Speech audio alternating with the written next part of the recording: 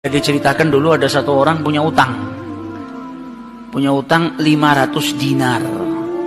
Dia punya utang banyak sama orang, kemudian datang waktunya semua pada nagih, maka dia kebingungan, nggak punya uang. Akhirnya dia pergi ke salah seorang saudagar, dia pinjam uang 500 dinar. Diberikan sama saudagar tadi. Sebelum diberikan ditanya, kapan mau kau kembalikan uang ini? Maka dia berkata, insya Allah di tanggal sekian saya kembalikan. Uang itu diambil, dia bayarkan hutangnya satu persatu. Selesai dibayarkan tidak tersisa uangnya. Gak ada sisa modal untuk dia putarkan supaya bisa bayar hutangnya yang 500 dinar ini. Karena apa? Memang dia pinjam sesuai dengan kadar hutangnya. Sampai ketika datang waktu jatuh tempo, yang punya uang datang ke rumahnya nagih, mana uang 500 dinar yang kau pinjam? Kau janji hari ini akan melunasinya. Maka dia bilang, demi Allah sepeser pun saya nggak punya. Saya belum mendapatkan apa-apa untuk saya bayarkan kepada dirimu. Maka yang punya uang nggak mau tahu. Engkau janji tanggal sekian mau kau bayar, sekarang sudah jatuh temponya, maka bayar hutangmu sesuai dengan ucapanmu. Dia bilang, saya nggak punya. Lalu begitu ayo pergi ke Qadhi, pergi ke hakim. Nggak benar ini perbuatanmu. Maka yang utang tadi dibawa sama yang punya uang ke hakim. Diceritakan perkaranya, ditanya sama hakim, kenapa tidak kau bayar hutangmu? Bukankah engkau berjanji hari ini akan melunasinya? Dia bilang, iya saya berjanji, tapi saya nggak punya uang. Saya bukan pengkhianat, bukan orang yang mau berdusta. Kalau berdusta saya akan bilang saya nggak punya uang. Nggak ada perjanjian di sini, nggak ada bukti.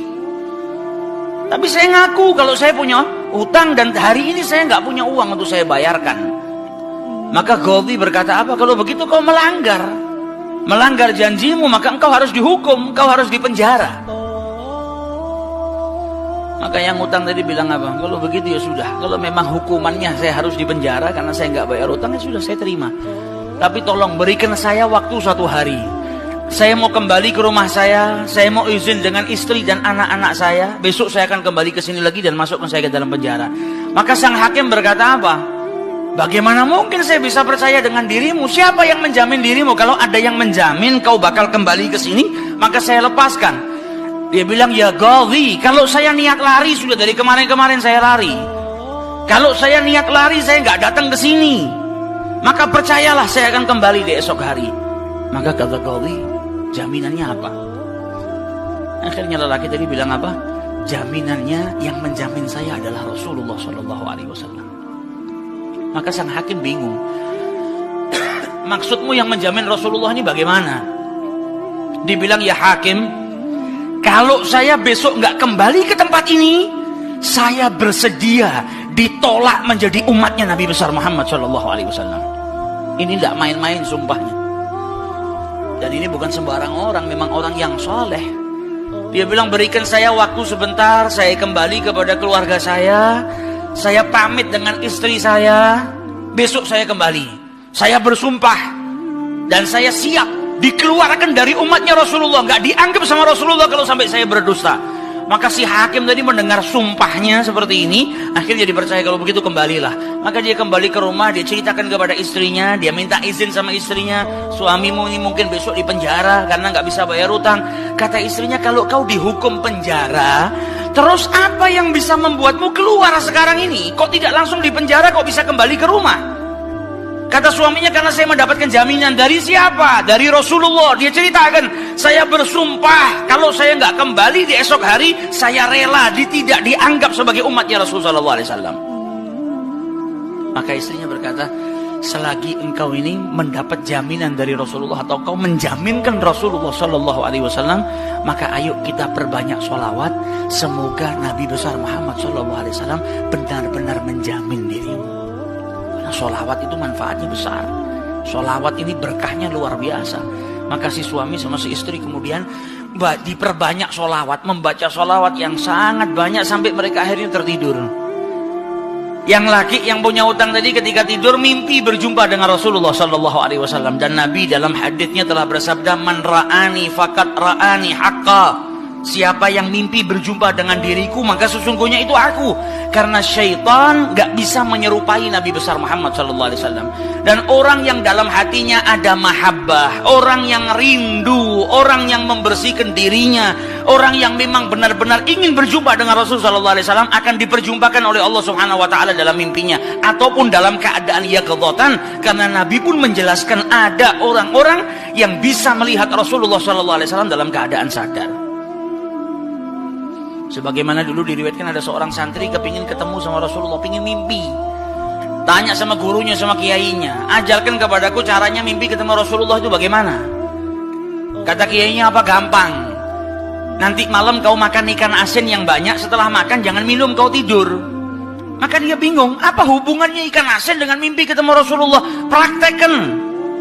Ini kiai mau mendidik santrinya yang betul-betul kepingin berjumpa dengan Rasulullah, pingin mimpi dengan Rasul SAW. Maka malam hari datang, dia makan ikan satu piring, setelah itu nggak minum, tidur.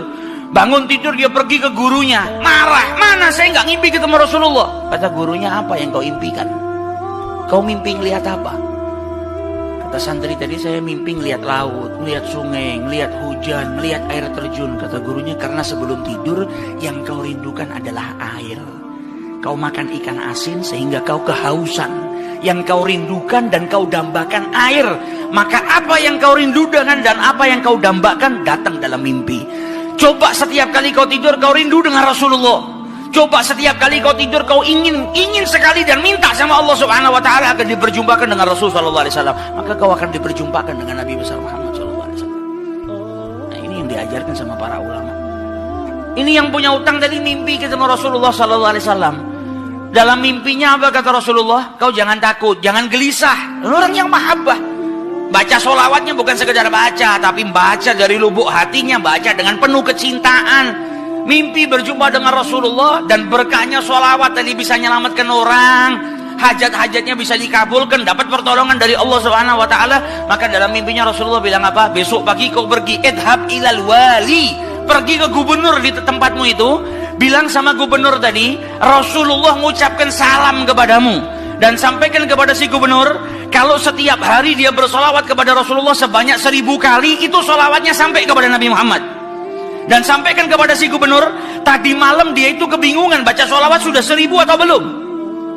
Ada salah dalam menghitung, sehingga dia itu gelisah, saya sudah 1000 atau belum. Maka sampaikan kepada gubernur itu, bahwasanya solawatnya sudah sampai 1000, jadi dia nggak perlu gelisah. Bangun dari tidur, dia mau kembali ke Gaudi, tapi sebelumnya dia pergi ke wali, pergi ke gubernur tadi. Sampai di rumahnya gubernur, dia sampaikan, wahai wali, wahai gubernur, Rasulullah menitipkan salam kepadamu. Kaget dia. Orang yang selama ini dia solawati, gubernur ini gubernur yang cinta kepada Rasul Sallallahu Alaihi Wasallam, tiba-tiba ada orang yang datang bawakan salam dari Rasul Sallallahu Alaihi Wasallam. Nabi Muhammad berkata kepadamu, wahai gubernur, solawatmu yang kau baca 1000 kali setiap hari sampai kepada Rasulullah. Dan tadi malam ketika engkau kebingungan solawatmu itu sudah 1000 atau belum, ternyata sudah 1000. Nabi ngabarkan kau jangan takut, jangan gelisah, karena solawatmu seperti biasa, istiqomah kau baca, jumlahnya sudah 1000. Dan Nabi Muhammad minta engkau bantu diri saya untuk melunasi hutang. Maka saking gembiranya dapat salam dari Rasulullah, dapat kabar kalau solawatnya yang selama ini dia baca sampai kepada Rasul Sallallahu Alaihi Wasallam. Ditanya utangmu berapa? 500 dinar. Diambilkan 500 dinar dari Baitul Mal. Setelah itu diambilkan lagi 2500 dinar dari uang pribadinya. Ini hadiah buat dirimu karena kau datang bawa kabar gembira kepadaku, yaitu Rasulullah Sallallahu Alaihi Wasallam mengucapkan salam kepadaku. Mahabbah. Kita belum tentu, kalau mungkin andai ada orang yang mimpi berjumpa dengan Rasulullah, kemudian Nabi mengucapkan salam kepada kita, belum tentu kita bahagia sampai bisa mengeluarkan harta seperti itu. Tapi orang-orang yang mahabbah, kecintaannya sama Rasulullah luar biasa. Maka dia pulang dari rumahnya si gubernur tadi bawa uang 3000 dinar. Utangnya cuma 500 dinar. Berkat sholawat dia bisa melunasi hutangnya. Maka dia pergi ke rumah qadhi, sebagaimana janjinya dia akan kembali. Dia ketuk pintu rumah qadhi, maka qadhi tadi ketika buka pintunya langsung memeluk orang tersebut, nangis yang luar biasa dan berkata apa? Alhamdulillah, berkat dirimu tadi malam saya mimpi ketemu Rasulullah SAW. Kata Kata Rasulullah apa? Kalau engkau membantu orang yang punya utang itu untuk melunasi hutangnya, maka aku akan membantumu kelak di hari kiamat. Diambilkan uang 500 dinar, diberikan kepada orang tersebut. Sampai Ghazinya pun diimpiin sama Rasulullah SAW. Keluar dari rumahnya Ghazi bawa uang berapa? 3.500 dinar. Dia pergi ke tempat orang yang dia utangi mau bayar utangnya.